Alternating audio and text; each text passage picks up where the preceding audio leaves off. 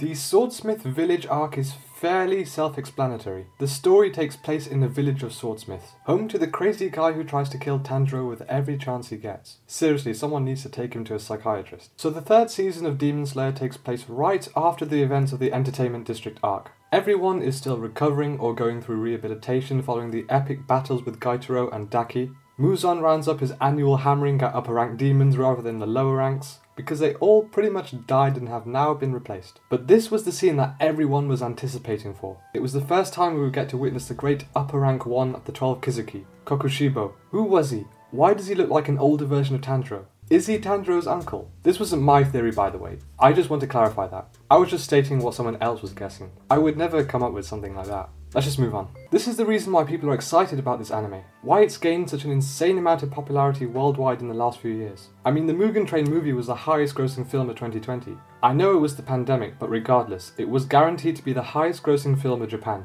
surpassing Spirited Away's 19-year record. If you thought it couldn't get any better than Rengoku and Tengen, just wait till you witness these two Hashira in action. And the more Hashira there are, the more demons there are. And that means more insanely choreographed fight sequences there are. In this arc, they've sidelined two major characters that have been instrumental in fighting side by side with Tanjiro in the last couple of seasons. Many will feel sad they're not present, but for me it was great. At least we don't have to listen to this every 10 seconds. Shut the fuck up! Alright, long story short. Overall, this anime is truly spectacular. You know what's great about this show? It doesn't treat all the characters as black and white. Their first appearance is one where you're like, yeah, I don't like you. You're very annoying and please stop trying to kick Tanjiro in the head. Why does every Demon Slayer feel the need to just beat him up on the first introduction? They even gave time to give character growth for Zenitsu. And although I still find him annoying, that one backstory back in season 1 made me not completely resent him. Characters who you think are just straight up lunatics suddenly become the most sympathetic and awe-inspiring people in the anime. It really tells you that there is good in everyone. And it also teaches me not to judge someone by first appearance, because they'll throw in a heart-wrenching backstory to rub it in. You don't know what they've been through in the past, and it's the character's past that adds so much weight to the fights. In its simplest form, it's a battle between a Hashira and a demon. But 11 episodes of backstories and character development make it so much more than that. You are invested in the fight. You want the heroes to succeed, because you understand the hardships and struggles that the Demon Slayers have endured. Each powerful strike they make is exerted with every muscle and bone in their body. They'll shout and scream to the top of their lungs because that's the only way that best portrays the pain that these characters have suffered at the expense of the demons. But I have to say my overall impression of Season 3, the Swordsmith arc, is not bad. I think compared to the hype of the Entertainment District arc, it's not as good. I felt that this story was lacking intrigue in regards to what the Entertainment District arc had, in tracking down the demon in this sleepless world of infiltration, ambush and seduction. The village didn't provide for a great setting. It kind of felt unexplored because episode 3 just immediately switched to the battle. I wasn't as impressed with the fights in comparison to the entertainment arc, but they were still pretty damn amazing. I mean, you can just tell by the facial expressions of each character how much effort and agony they're putting in to defeat the demons. But I have to say, the demons in this arc are something else.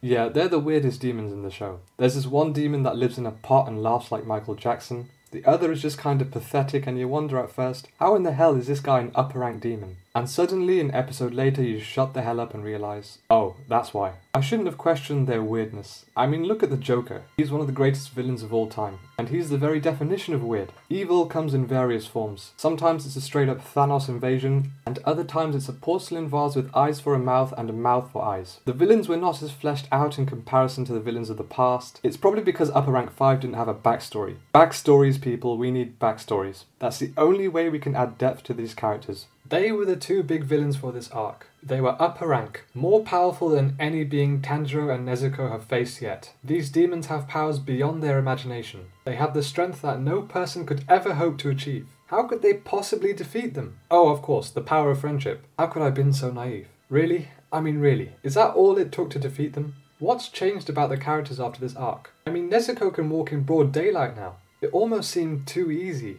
Something should have happened to make this arc feel damaging to the protagonists. In the Mugen Train arc, Rengoku faced off in an epic fight against a basketball that resulted in his death. In the entertainment arc, Tengen lost an arm and an eye. Tanjiro almost died with his newfound breathing technique. Nezuko powered up. This was the arc where more should have felt at stake, but the fate of the characters were left unbroken for the most part. Even when Muichiro was poisoned, I still felt, yeah, he'll be fine. They only did this so he doesn't have to join the fight with everyone else and make this battle look a lot more easier than it looks. I mean, it's a demon in a vase, whose only character trait is he laughs like a convicted pop star. Maybe if they just focused on one Hashira, I think the weight of this arc would have felt a lot more intense, because that's what made the previous arcs so engaging. I have to admit, in terms of physique, these two Hashira were looking like the weakest. Not that I wasn't excited to see them in action.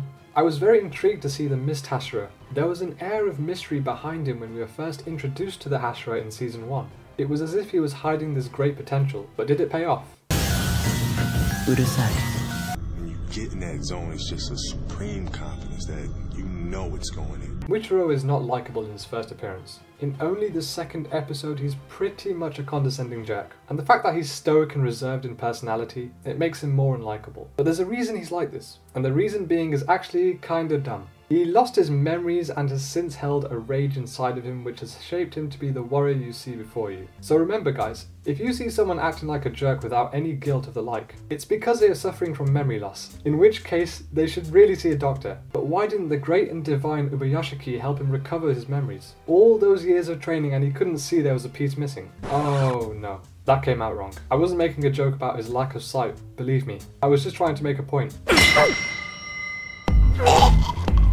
But here's a character I was impressed with, and you might not like this take, but I honestly like Genya's character here. It probably helped that we were introduced to him back in Season 1. He was an absolute jerk. You could see he was carrying a lot of rage. He was vengeful, but treated the likes of Chandro with disrespect and hostility. He had literally grown in physique since the final selection, but he was still hot-headed and angry, and he's still like that in this arc, but as soon as the battle commences we get a look at his rage, and we see that rage is carried by pain and loss. I preferred Genya's backstory to the Hashiras. It was very similar to Tanjiro's. In fact, it was kind of the same except his sibling became a Hashira rather than a demon. The reason I like this is because they took their time in showing the tragic event of his family being slain before his eyes. There was tension and raw emotion in the way Genya's relationship with his brother had changed for the worse. It was heartbreaking. I'm not saying Muchiro's wasn't, but because we had followed Genya's storyline for a longer period and we're familiar with his character, I found his backstory to be the most striking. I honestly think that the backstory saved these characters from being completely numb in depth. And the great thing about these backstories is that we get to find out how they inherited these pink and green hair colours.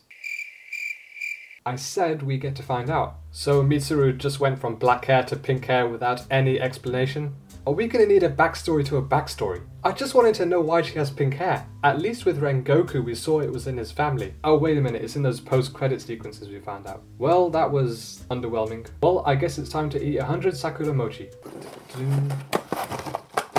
5 minutes later.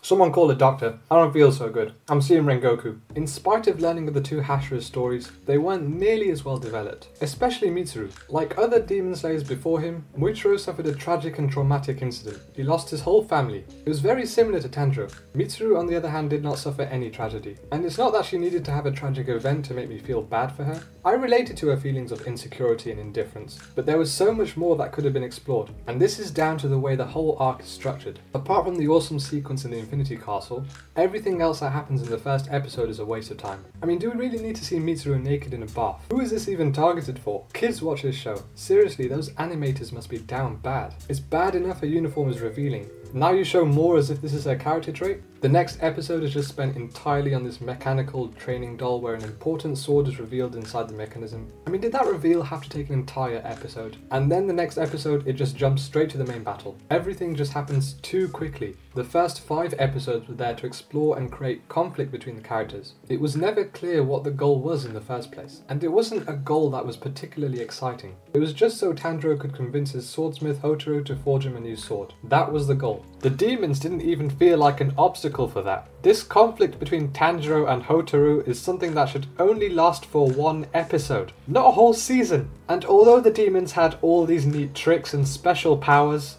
it did begin to feel tedious at times. It's like, we've seen this before. You know that one scene in SpongeBob when he no longer fears the Flying Dutchman? He just becomes bored of his tricks. That's how I feel with the demons. I'm no longer surprised. Every time you think the demon is dead, it comes back in a new form. Decapitation is not even effective anymore. They've turned into the Hydra. Once you chop one head off, 2 more appear. Okay, look, maybe I've been a bit too harsh on the anime, because I did like it. It just didn't quite engage me with enough surprises and conflicts, but the final episode does not disappoint. It neatly tied up the Swordsmith Village arc, and by the end of it, you really felt as though things were starting to heat up. You can feel him approaching, the big villain himself. You can sense him by his swift and sudden movements. He looks like a boy, but he's trapped in a man's body. He's obsessed with Tanjiro, but now also Nezuko. It's starting to make sense about his obsession with children. What this Swordsmith and Entertainment arc have made look so effortless is the way they transition from one fight to the next. It dedicates a certain episode to each character, but it never feels as though it drags. Just when you think they're spending too much time fighting, it takes a break, allows the story to breathe through the backstory, and when it cuts back to the fight, you suddenly feel re-energized as you bask in this glorious, awe-inspiring sequence of animation. It makes you feel like you're in the fight at times. You find yourself holding your breath, grasping for air, and when the fight is over, you can breathe. This is where the show works best. It utilizes its action to the limit. And sure, it's over the top, but let me ask you this. What anime isn't over the top? JoJo? Yeah, that's a pretty laid back anime. A slice of life, some would call it. Nothing extreme or over the top happening.